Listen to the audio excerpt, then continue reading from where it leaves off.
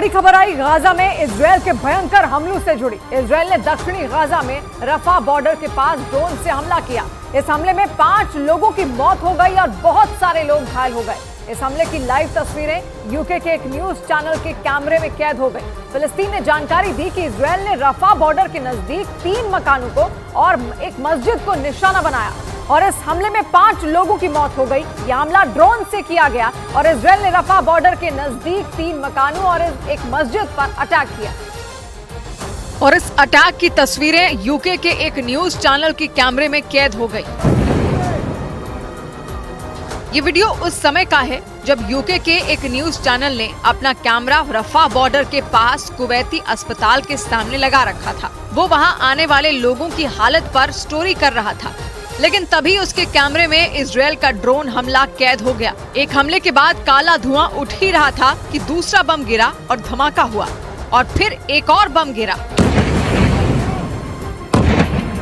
धमाकों की आवाज के बीच न्यूज चैनल के लोगों ने उंगली से इशारा करके वो जगह दिखाई जहां से धुआं उठ रहा था, लेकिन इसी बीच अस्पताल के बाहर अफरा तफरी मच गई और ऐसे हालात बन गए कि कलेजा मुंह को आ जाए, क्योंकि इलाज के लिए अस्पताल पहुंचे लोग अचानक हुए इस हमले में बुरी तरह घबरा गए। वो यहाँ वहाँ भागने लगे और इसी बीच कैमरा एक गाड़ी के पीछे छिपे परिवार के पास पहुंच गया।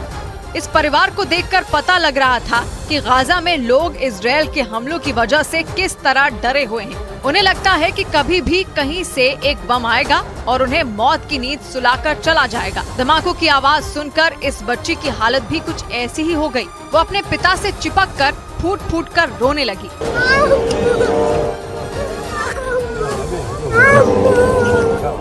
अटैक के समय इस शख्स की गोद में 2 बच्चे थे और हमला होते ही उसने दोनों बच्चों को अपनी गोद में चिपकाया और एक गाड़ी की आड़ में लेकर छिप गया। धमाका होने के बाद ये शख्स धीरे धीरे उठा। उसने और बच्चों ने आसमान से उठते काले धुएं को देखा और फिर वो दोनों बच्चों को गोद में उठाकर वहाँ से निकलने लगा। तभी वहाँ पर एक महिला आई, उसकी गोद में भी एक बच्चा था। वो महिला उस शख्स और तीनों बच्चों के साथ वहाँ से बचकर निकली, लेकिन हमले से डरी सहमी बच्ची के आंसू नहीं रुके। वो पीछे देखती और रोने लगती।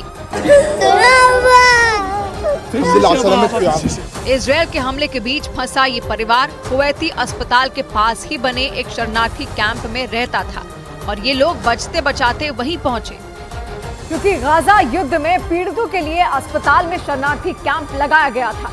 इसी वजह से वहां 1-2 नहीं बल्कि मीडिया की कई गाड़ियां नजर आईं और इन न्यूज चैनलों के कैमरे में दर्दनाक हालात कैद हो गए, क्योंकि इजरायल के हमले के बाद लोग हाथों में घायलों को लेकर दौड़ते नजर आए। सबसे बुरा हाल बच्चों का दिखा। वो रो रहे थे और आसपास सायरन की आवाज गूंज रही थी। इजरायल की बमबारी वाली जगह पर तो कुछ बचा ही नहीं।